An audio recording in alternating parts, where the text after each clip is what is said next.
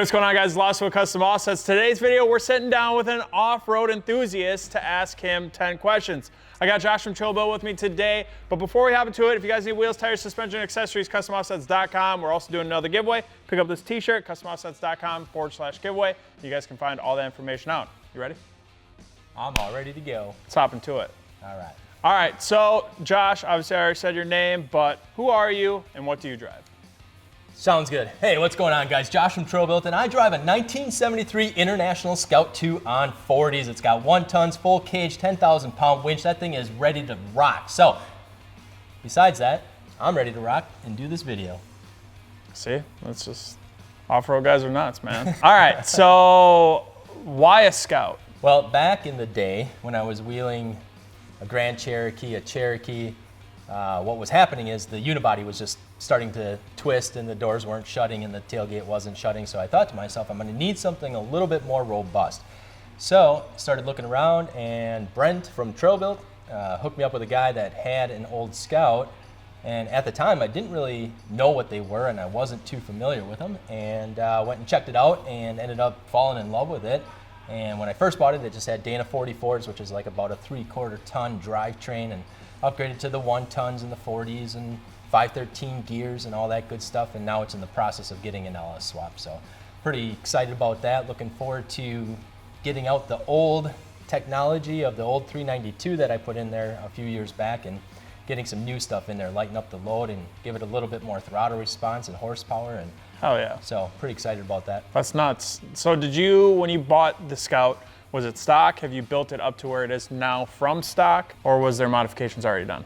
Yeah, there was some mods done. It had a 4-inch lift, leaf springs front and rear, and then just the Dana 44 axles that it came with from the factory, which had upgraded 373 gears in it and 35-inch tires. And so the first 2 years that I wheeled it, I kept snapping axle shafts and was snapping the U-joints up front and breaking the ears off the axle shafts and breaking the output shaft on the Dana 20 transfer case, and just a whole bunch of different things was going on. I blew out the rear axle the first trip I had out. So after doing that for a couple of years, it was time to make some much needed upgrades. So you beat the shit out of your Cherokee, you beat the shit out of your Grand Cherokee, you beat the shit out of your Scout. Yeah, I'm starting to see the pattern here. All right, so would you say the Scout is your dream vehicle, or is that just something that, like you said, Brent said it was a good deal, you hopped into it, you didn't know much about it. Now would you say that the Scout is your dream vehicle? Yeah, I mean, it's definitely, it's a nostalgic old piece of history. So that aspect of it is pretty cool. I don't know if I'd necessarily call it my dream vehicle yet. I think maybe by the time I'm done with it, because the ultimate goal is I want to be able to travel with it. I don't only want to just go out and hit the trails and beat the shit out of it, beat the crap out of it, but I also want to be able to, use it as an overlanding rig. Yeah. And hit the trails as sort of a rock crawler. So I want it to be a multi-purpose machine where I can do just about anything with sure. it. Sure, because you do drive it to work, but obviously you live semi-close to the shop, but you're saying anything really. Else. Well, it's like 20 miles. Yeah. So I mean, that is relatively close, but when you put it in perspective, you're driving something with 1 tons, and they're 39s, but yeah. I just call them 40s because it's easier to say.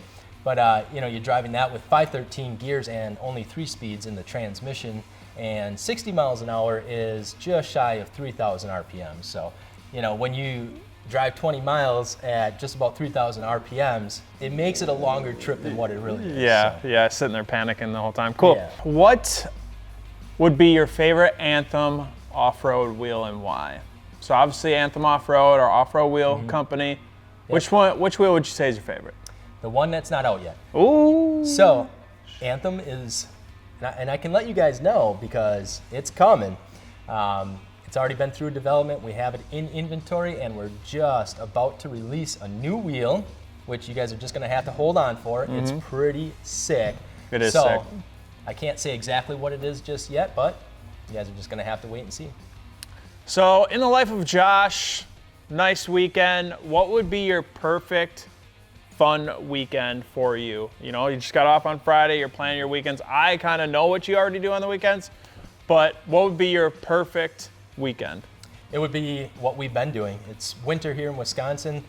We do have about a few inches of snow on the ground. Today I think it's right around 0 to 5 degrees outside, and the perfect weekend vacation for my wife and I, or if we have the kids, we love to go winter camping. So we were just winter camping this past weekend, just in my daily driver, which I have converted into an overlanding rig right now.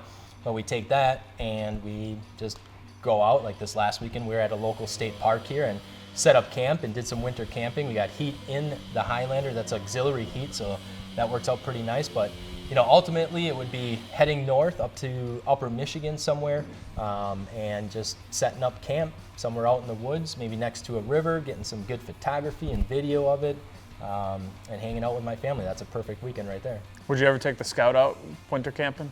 Oh yes, definitely. In fact, we have. Yeah, I mean, there's been some times last year where we could barely even get back to the camp spot because the snow was so deep, and that's what really makes it a lot of fun, where you really have to off-road to go out and go camping in the winter. So absolutely, that would be, that's what I look forward to on the weekends. Sure. What would be your favorite feature of your International Scout today? The 39-inch BFGs. I've ran IROCs, the Super Swamper IROCs before. I've had boggers, Super Swamper boggers. By far, those BFG Cam 3s grab onto everything. They envelope really nice. I can air them down. They got super robust sidewalls on them, so I don't have to really worry about puncturing them out on the trail. But sure. What would be your least favorite? I'll be pulling that out soon.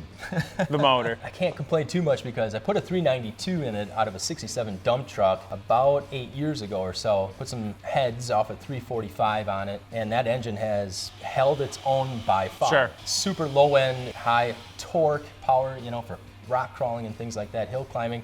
And the engine never really failed me until a few months ago, where the air cleaner threaded rod actually broke off. Oh no. And from the vibration, spun the nut off after it was already broke. So after that nut spun off, that threaded rod dropped right down into the engine. Oh. I don't even know what it all destroyed. The engine still runs, but it makes a lot of noise and it smokes, and so it's probably like a valve seat, bent valve. I mean, I had the heads off of it already. Know that I have a bent valve for sure, but there's definitely more going on there. And instead of me going through and rebuilding that engine or whatever it's going to take to rebuild that one, I'm going to set it aside, rebuild it slowly, put it back in at some time, but I'm going to run the LS for a while for sure. Awesome. And who knows, maybe I won't even put that 392 in after I'm running the LS for a while, but we'll see.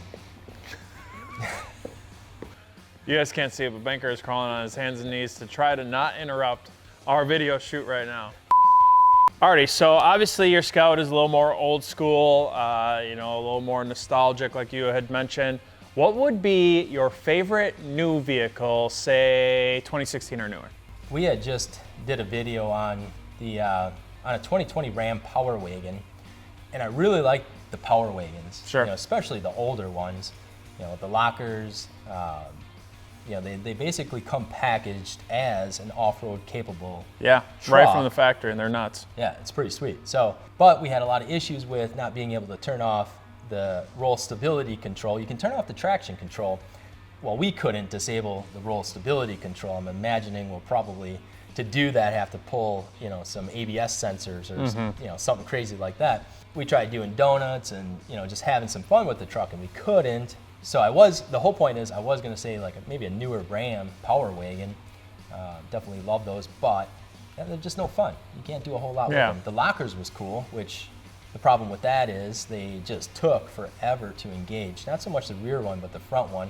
Probably because the truck does have 12,000 miles on it, and maybe who had it before wasn't engaging the front locker at all, so it just may have been sticking, but just a lot of those little electrical issues drive me crazy, and that's one of the drivers for why I got the Scout in the first place, because I didn't have a lot of that, electronically controlled computers and everything like that. So if I had to pick a newer off-road vehicle, the Raptor's cool, but I was gonna say, I feel like you would pick like a Raptor or a Tacoma or something. I mean, a Tacoma probably, like a Tacoma Pro would be a lot more likely.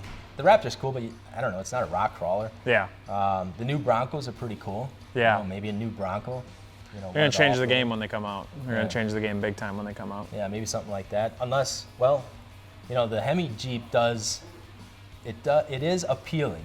Yeah. To have all that horsepower, and We were just talking to a guy the other day. I haven't fact checked this yet, but if the new Wrangler comes with a Hemi and 1-ton axles, that would be the way I would go. Game changer. Yep. It'd be crazy. That's turnkey right there. Yeah, and everyone's been asking for the V8s, you know, the bigger motors in the Wrangler, and I think Jeep's finally starting to listen. So it'll be super interesting to see if they actually do it. I think they have to. Yeah, I think at this point they absolutely have to, especially if you're going to compete with the Broncos. So if you were to get a vehicle, now this could be any vehicle, to complement your Scout, what would it be? Yeah, it would be, you know what it would be? It'd be an X-Venture trailer, an overlanding trailer. That's what it would be. That'd be sick. I wouldn't really need another vehicle. I'd already have one, but to have that X-Venture trailer hooked up behind the Scout to use it as an overlanding, you know, setup where it's got the full kitchen, it's got the rooftop tent on it already, it's got provisions for a hot shower, a 20-gallon water tank, swivel hitch on it. I mean, this thing is fully set up, ready to rock. So that's what I would pick, the X-Venture off-road overlanding trailer. All right, last question. If people were to want to keep up with you, obviously you're an off-road enthusiast, where could they do so? Mainly on my IG, Josh from TrailBuilt. It's Josh_from_TrailBuilt. That's where I post most of our adventures and, you know, just things that we have going on with TrailBuilt itself. So that would be a great spot. Or also our new IG as well, which is TrailBuilt_offroad. Yep. So if you guys are into off-roading, you love the off-road sport, or even overlanding, or even camping, TrailBuilt_offroad would be the best place to go. That or our YouTube channel. We also have a YouTube channel that revolves a lot around the off-roading industry. We do a lot of different tire reviews. Awesome. Yeah, they kill it with the camera work. You guys are always all over the place, giving fantastic reviews and everything. It's always fun to watch these guys. So that's what we've got for you guys on today's video. If you guys need wheels, tires, suspension, accessories, customoffsets.com. TrailBuilt also has their own website you guys can check out, along with all their socials, as Josh mentioned. Thank you for stopping out. See you guys in the next one. Thank you guys. See you guys out on the trails.